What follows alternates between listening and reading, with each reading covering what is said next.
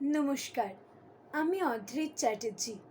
আজ আমার নিবেদন স্বাধীনতা দিবস উপলক্ষে কবি রামচন্দ্র পালের লেখা স্বাধীনতা। জানো না কি কাকে বলে স্বাধীনতা? আমি সেই স্বাধীনতা খুঁজছি, ভালো থাকা সকলের জন্য। অনাহার থেকে চাই মুক্তি, সীমান্তে সীমারেখা নেই আর। হাওয়া, জল, মেঘ পাখি হয়ে যায়।